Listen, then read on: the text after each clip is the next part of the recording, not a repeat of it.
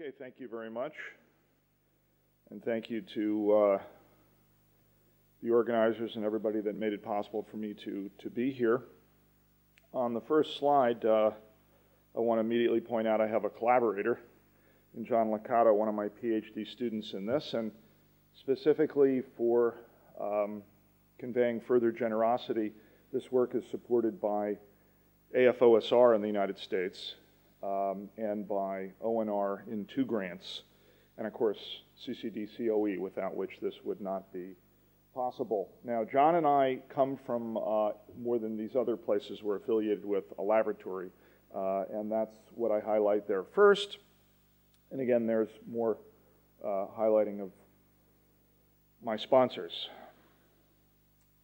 Okay, so as the title indicates, what I want to do, and maybe I haven't succeeded, but what I want to do is try to prove that cyber warfare is completely new. That cyber warfare is not just analogous to conventional warfare. And what you see here is a diagram conveying the basic situation. So in terms of all arguments for the proposition that just war theory does apply to cyber warfare, as indicated by this symbol right here, I suppose it's possible that someone could offer deductive arguments for this view. But most people make an argument by analogy. And what John and I are trying to do is not just shoot down a particular attempt to show that cyber warfare stands in some analogy to conventional warfare, but that is really not possible. So it's an attempt to do a general disproof. And I'm not going to give a formal proof today, of course, but I'm going to try to give the outlines of why we think that is actually possible. So here is the general schema for all analogical arguments. Now you may think, well why isn't that controversial? How can you assert that there's a pattern for all analogical argumentation? Well, pretty much there is.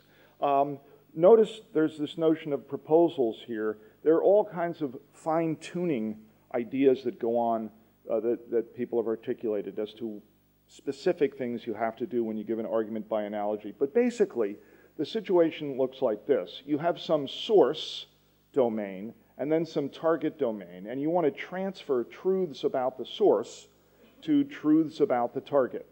In the particular case at hand, we're ultimately going to want to transfer a particular proposition, which is that the principles of just war theory, okay, applying to conventional kinetic warfare, etc., and espionage, can be transferred to just war theory. So the basic pattern is you have a positive analogy. You have structures that hold for the source that can be transferred to the target, and then you have the negative part of the analogy, because every time you try to set up an analogy, there have to be cases where things aren't perfectly similar between the 2 domains. And then you focus in on one particular assertion that holds true of the source, and you seek to transfer it to the target. And so this is the proposition. This is the conclusion. If you know your Greek letters, I used chi here because this is the conclusion, and that's at least something that might work in English. So this is the general pattern. And you can find this generic pattern everywhere in the literature on analogy. Now, you probably just have to trust me if you don't know that literature, but if you want to check me, you can go, for example, to the Stanford Encyclopedia of Philosophy's entry on analogical argumentation, where the referees never would have let it be published if there wasn't a generic schema that everybody agrees to. So we want to take this schema and we want to instantiate it to the case at hand, the case that's relevant for this workshop, and that is cyber warfare. So the particular instance that we're looking at is now appearing on screen, and it roughly looks like this. Notice that I have just war theory applying to ordinary war, indicated by this symbol here, and here I have the ultimate conclusion that people try often to urge on us, that, well, it works really well and has worked a long time for conventional warfare. There's really no difference structurally between cyber warfare and conventional warfare. You know, it's not a gun, but maybe it's pushing a key, setting in motion some causal chain that achieves some end. Yeah, hopefully it's not. Now, now there's also a general principle about failure of analogical argumentation in this pattern. And it goes basically like this. This is principle E. If there are essential attributes in the source that do not hold of the target, you can't possibly make this work. And let me give you an example. Someone might try to claim that since mere animals are not morally responsible for their actions, we aren't either. So consider a dog. Maybe you have a dog. You know, your dog, when it misbehaves or does something that you don't approve of, does not stand in the ordinary relation that you would stand into a human when the human, otherwise, you know, neurobiologically normal, etc., does something morally wrong. So why doesn't that work? After all, the dog has eyes, the dog is conscious, the dog can perform physical actions in its environment, etc. So if we tried to make an analogical argument, what goes wrong? Well, what goes wrong is that there are essential attributes that hold of the dog that are part of the negative analogy. What might that be? Well, dogs do not have a capacity for higher level cognition, right? So a dog does not have third order beliefs. The dog does not believe that you believe that the dog believes something about your beliefs, but humans have these capacities. And this is a key part of being a human being and a key part of why you have moral responsibility. So any attempt to argue that because dogs are not morally responsible, or birds, or cats, humans aren't either, is going to fail in an argument by analogy, again, because essential attributes that hold of these mere animals do not hold of human beings. It's not like someone is one day going to come up with an argument that works of this type. It is impossible. It cannot happen. And so this is what we are trying to do for cyber warfare. So how do we do this more specifically? Well, there are, in the paper, 4 things that I think are essential in the case of conventional warfare. I'm just going to run through the list here. Number 1 is control, and then what control implies about conventional warfare. So the effects of conventional weapons and techniques must be generally accessible to human cognition. All right? This is focusing in bellow, and that we could do this across the board, but we'll do this for in bellow. Number 2, warfighters have to have an understanding about the effects of the actions they perform, since without that understanding, as it's stated here, they would not know what's a proportional action and what isn't. So they have to have this basic ability. That's proportionality.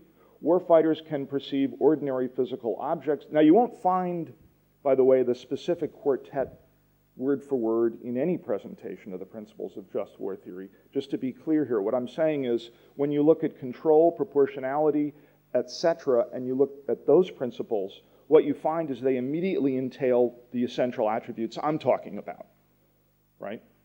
So warfighters can perceive ordinary physical objects and their boundaries, and they can access these objects and understand that they travel in ordinary spatio-temporal arcs. There's ordinary causality that works for these things. And then 4th, actions can be selected on the basis of whether or not they impact non-combatants. So there has to be some ability, again, for warfighters, using that term generically, to discriminate between actions that impact non-combatants versus those that do not. And I take this to be absolute gospel. If we can have our discussion, anybody disagrees with these entailments, I mean, I'd like to hear about it, because this is supposed to be completely uncontroversial. So, the problem is, these attributes are essential in the case of conventional warfare. They do not apply. We do not find them in the case of cyber warfare. Now, we do now, and we had a brief discussion about this yesterday, but we better not be here spending all this money if we're talking only about cyber warfare in November of 2013. And Luciano made this point, I think, very, very vivid. I don't want to be in that position 10 years from now when somebody says, well, they were talking about 2013 and we're very optimistic. That's not a smart move. So let me tell you about two things that I see in terms of the future that imply that these attributes are negated in the case of cyber warfare. So I make two assumptions. One is the complete, quote, enveloping of everything analog within digital, quote, shrouds. And I'm by no means the only person predicting this. I am so sure about this that I would wager, this is not saying that conscious machines will show up in the future. This is saying that that water bottle right there, okay, will be a computer in the future. This water bottle, that company that sells that, if they don't already, they will know where that water bottle is. And they will know things about the context in which it appears physically. They will know if this is permitted, the technology will be possible. They'll know whether you're holding it or not. They'll know the gender of the person holding or not. Every single analog thing of any consequence whatsoever economically is going to compute.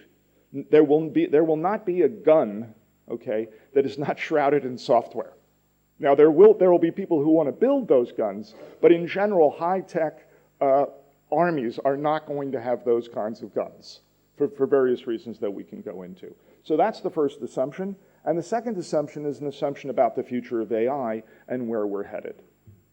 And I will give you just, and that's something that I call the mini-maxillarity. Not to be confused with the singularity, which is the idea that machines will eventually be superhuman. So here's a basic picture.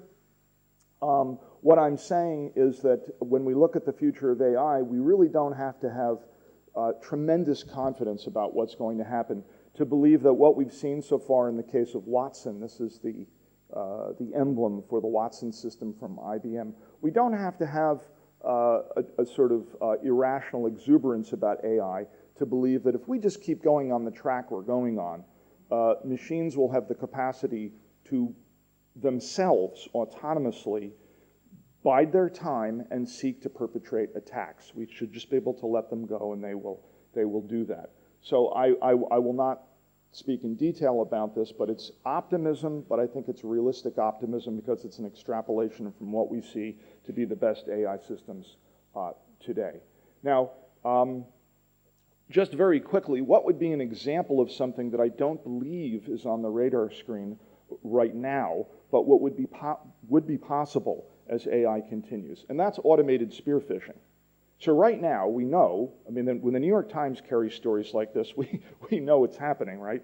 The New York Times in the States carried an extensive story on spear phishing perpetrated by a particular unit in China, where humans are crafting emails intending to spoof, right, to set up a context where someone in a company controlling the infrastructure would click on a link.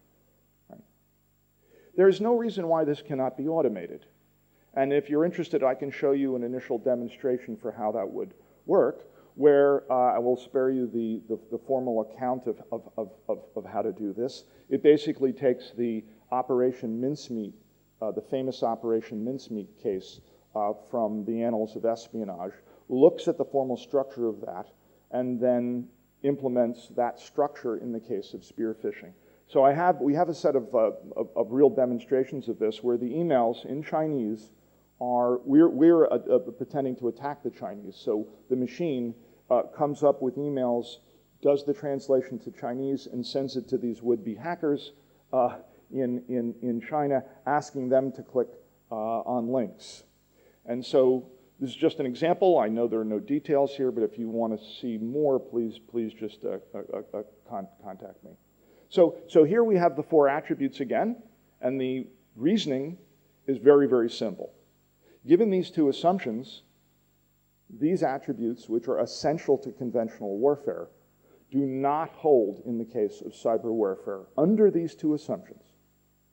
And in light of that, we can do the following very, very simple, if you will, proof.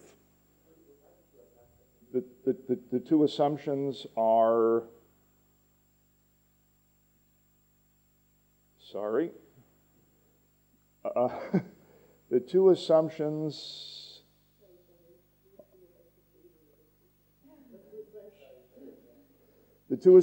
are, number one, there will be no analog weapon in the future. There will be no object. That door, these doors will be enshrouded in software.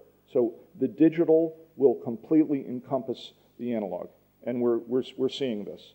Every piece of clothing will be computing. Probably your brain, through direct brain-computer interfaces, we will be interfacing directly with the digital world. Now you can object to this, but in many ways I've been inspired by Luciano's vision from years ago when I started thinking about this, and I'm completely, he may say that I'm playing fast and loose. The second thing is an assumption about the future of AI, that we will have autonomous agents, okay, capable of, on their own, in unpredictable ways, and be able to just set them loose to perpetrate all kinds of, and it won't be just us, it'll be the bad guys as well, if you will, would be able to do this. Under those two assumptions, and yeah, I see the danger here. The attributes that hold of conventional warfare, here we go, will not hold any longer. And given that these are essential attributes, they go away. And then we can, this is the last slide, then we end up with essentially this disproof. If those attributes do not hold, we can reason by this general principle that if the essential attributes in the source domain, okay, do not hold, then the analogy cannot go through, so the argument pattern does not work, and that's our result, QED, and we're done. So it's not hard, and what can I say? So hopefully that left, I tried to leave considerable time because I'm sure not everyone will be convinced. Thank you very much, Selmer. It's well done. I'm sure there will be questions. It seems to me that if you follow your idea of the shrouding, that every act of war is becoming cyber war, so the principle will not apply to anything, not just to cyber war. Oh, I don't object to that. I'm not making any claims about how new ethical principles should go. But what I would say is, indeed, if it's modern, high-tech nation states fighting, quote, wars in the future, it will all be cyber. I completely agree. We had better, therefore, start training people, okay, in a radically new and aggressive way beyond what we're doing now, because there won't be any notion that you're going to have just conventional kinetic warfare. So I think I'm agreeing with you, but I don't have any particular views expressed here about what ethics would govern that future. I know it won't be these principles of just war theory, but I'm not saying there isn't some other ethic that would work for that future. Okay, we have another question. Bill? I've tried very hard to follow. Yeah. Very hard indeed. Well, you're an attorney, right? I fear I am. So analogical argumentation in the law is arguably the staple of how precedent, at least in the United States, one precedent to another case, you set up the similarities between the two cases, and that's the general pattern. Yeah, and therefore your line of reasoning takes me 100% outside my personal comfort zone. Okay. So be sympathetic. That's good, okay. I'm asking myself, from a pragmatic point of view, where is the human interest in, for instance, going down the route of total unpredictability? It's one of my concerns, yeah. and I really am trying very hard in relation to notions of autonomy, genuine autonomy. Right. And I ask myself, in a very, very pragmatic sense, where is my interest as state A in procuring a truly autonomous weapon. And in parentheses, I'll say that one of the big problems that I think we have in discussing autonomy, automation, and related topics is that we don't have a recognized set of meanings of words that everybody can agree about and then conduct a discussion in relation to. But there we are, that's in parentheses. Where is my interest as state A in procuring a weapon which could choose to attack me because it's autonomous? Mm-hmm. And I then go from that proposition to ask myself, okay, technology could lead us in the direction that you have charted out and described, but the mere fact that technology creates that as a potential doesn't necessarily mean that humanity at large is going to regard that as any sort of desirable destination. And if that is the case, okay, this is an interpretation of what conceivably could lie ahead, but it doesn't necessarily follow from that it actually constitutes a chosen destination for humanity at large. And indeed, there are all sorts of indicators that humanity might decide, no, that ain't where we want to go. Well, you're structurally right.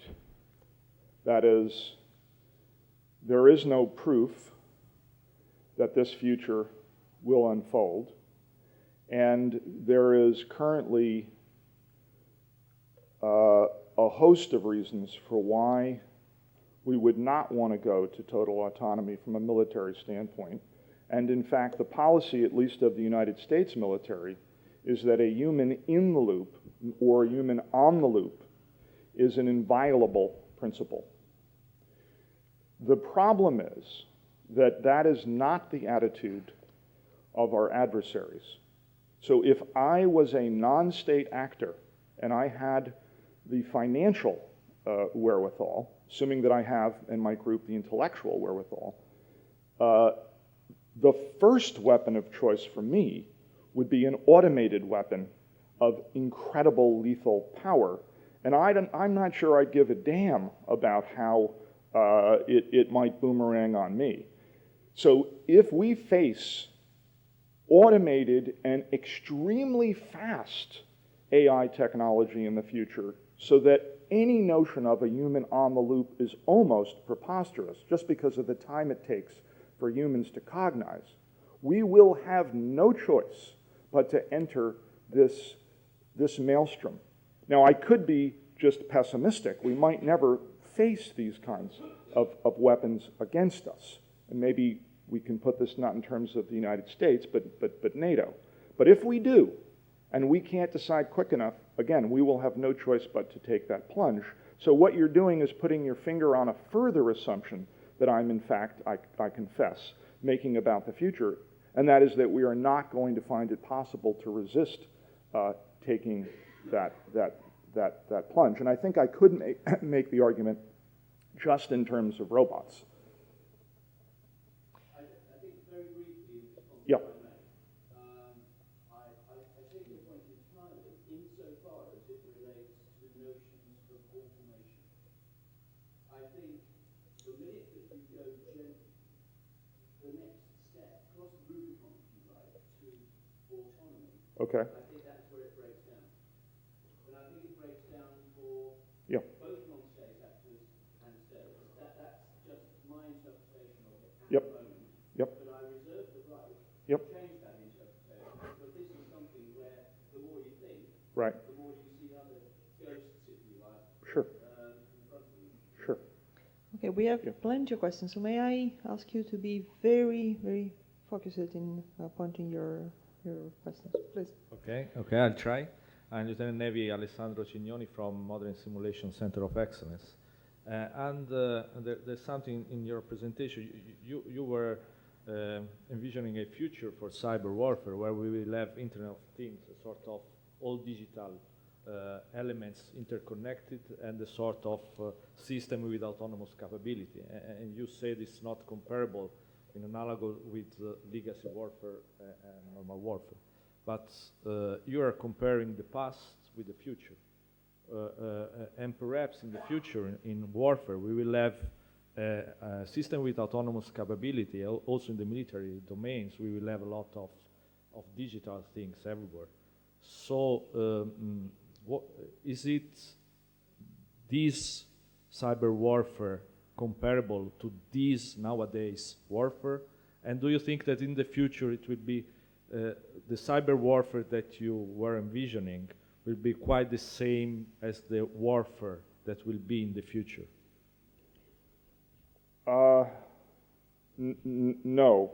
So maybe one way to respond is to say, you do need both assumptions in my argument. It's not enough to say that the shrouding will take place, because if you don't have the autonomy and the automation, right, there wouldn't be enough to overthrow the application of just war theory in the conventional domain, or what it implies to the cyber. Because if it was just the shrouding, perhaps one could argue that our current ability to track high-tech automatic weapons buffered by machinery, by sensors, that trend will continue. Maybe this is what you're getting at, enabling the military to sort of keep their pulse on sort of a direct monitoring between human in the loop and the system. But when we combine the shrouding with AI and the autonomy and the impenetrability of that, therefore, that technology, that's the recipe for overthrowing the application of conventional the application of just war theory to conventional warfare. Yeah. Thank you very much. And there is a gentleman to the back of the room. Yeah, sorry. So apologies if this is a somewhat naive question, but Could you introduce yourself, sir? sorry. Yeah, my name's Andrew Rivera. I'm from the Centre for Science, Society and Citizenship in Rome. If I understood, the second of your assumptions effectively speaks to a sort of epistemic problem of following up on the consequences of, or knowing at least the likely outcomes of these tools. And I just wonder, isn't something similar true in traditional warfare, if we think about the distance between high-level decision makers who may be at some distance from effects on the ground?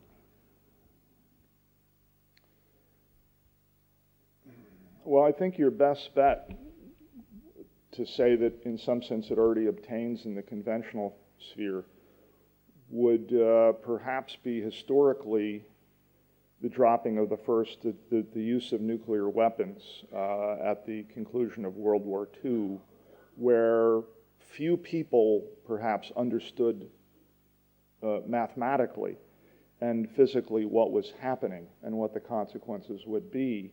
And the non-specialists just had assurances, and yet we went ahead and we still did that.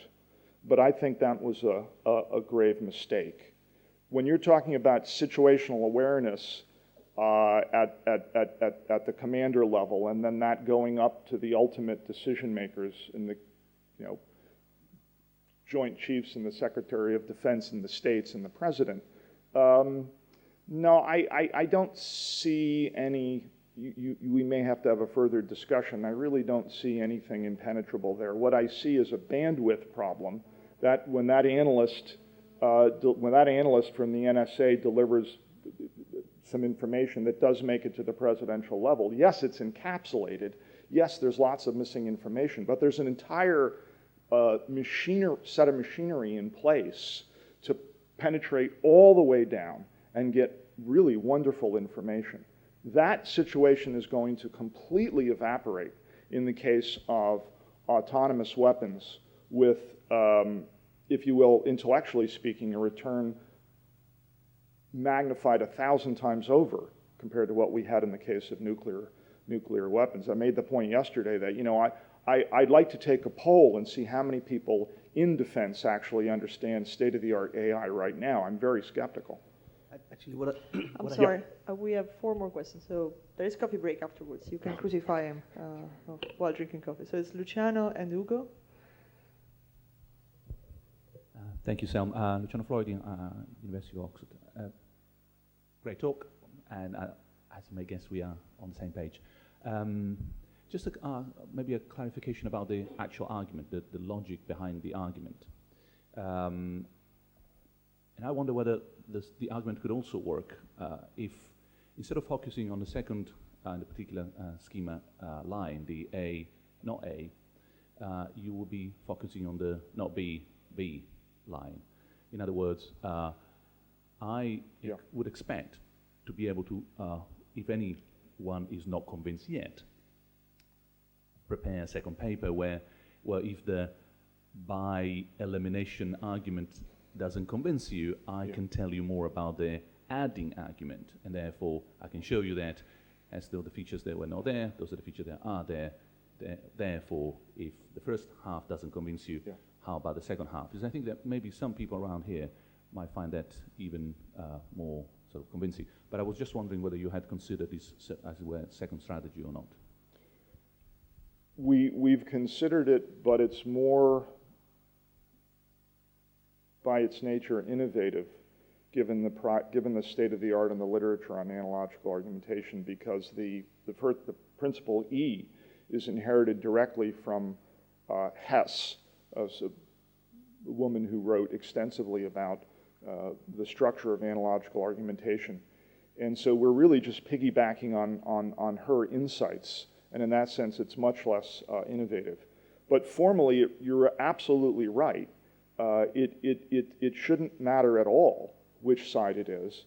And the other direction, or using the other side that you're pointing to, not the A, the B, is probably ultimately more powerful dialectically. So we've thought about it, but it's harder and we haven't done it, and we're counting on you to do that. Ugo Pagallo, University of Turin and City Less London. Wonderful presentation, and so that let me add a further consequence and corollary of your demonstration.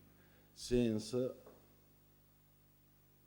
due to the fact that analogy doesn't apply here, what you're really suggesting is that we have to reinvent the very legal and political fundaments of our societies. Because it's not only a matter of warfare, this is a workshop on cyber conflict. Nobody talked here about, say, Anonymous, just to say one example of civil society. So that in the Internet of Things, it was scary. I'm not optimistic about that. Think about data protection. Your scenario is, the future is here. And we have the first empirical evidence that you are right.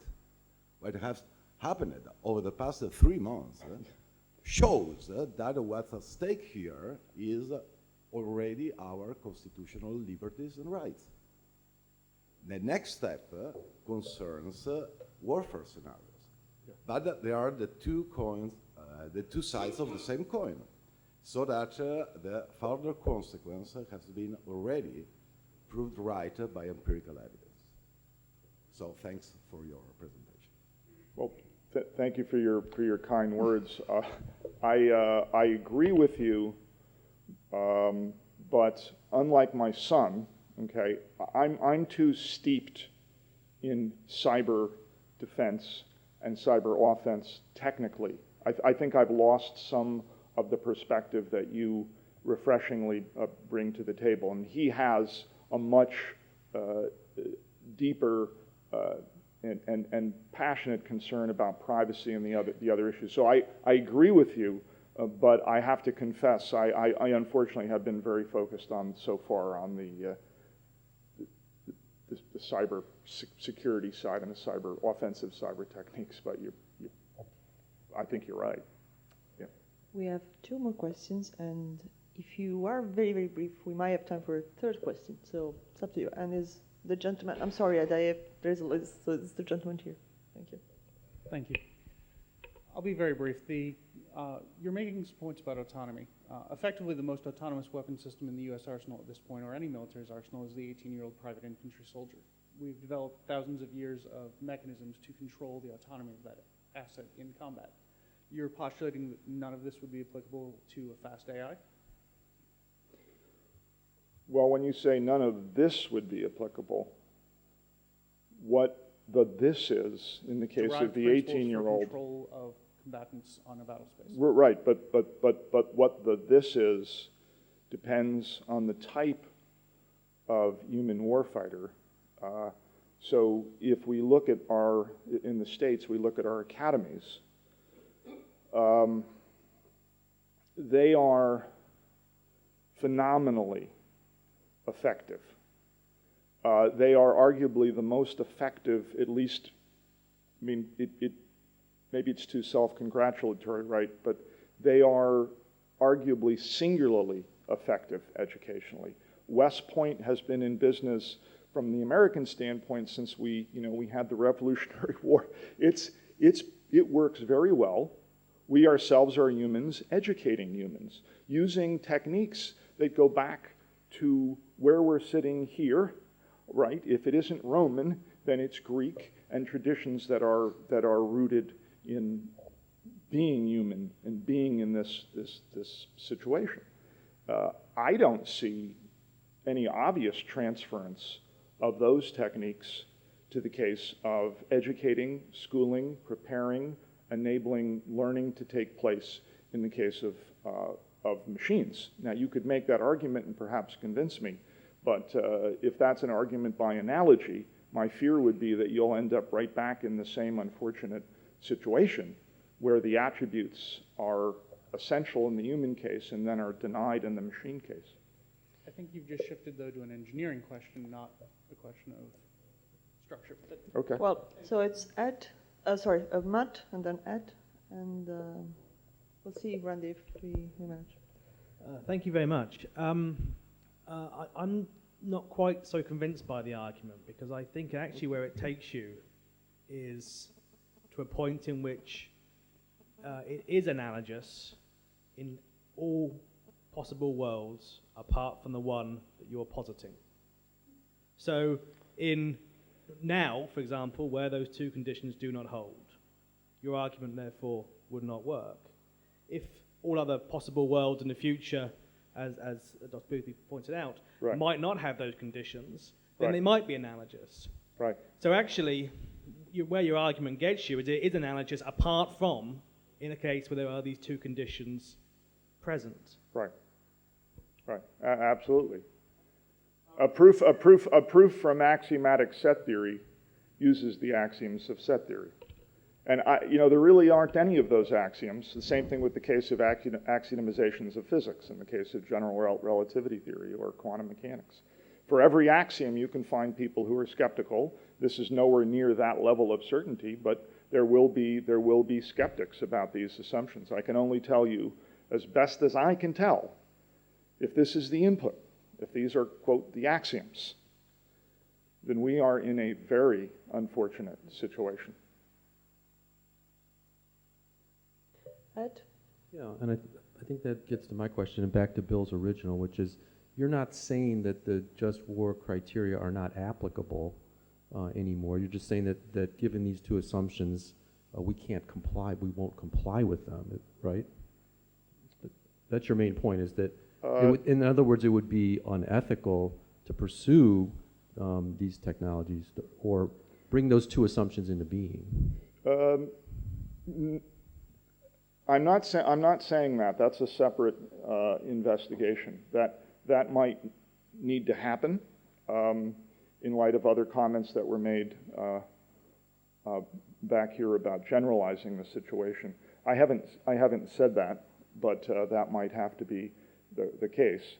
And as I told you yesterday, I added a footnote and created a new version of the paper and sent it to Rensselaer because I wanted to be, and I want to be clear, that it in no way implies what I've said, implies that the insights, the core insights or the core ethic that, for example, Augustine and Aquinas used, perhaps this would hold for Cicero as well, I don't know them, don't know Cicero and Aristotle as well in this point, but it may very well be that we can go back to that core and start a new set of activity to figure out how in this world we're facing, this future world we're facing, we can create new principles Or it may be that right now, given how serious the situation is, we should do whatever we can to stop what we're doing.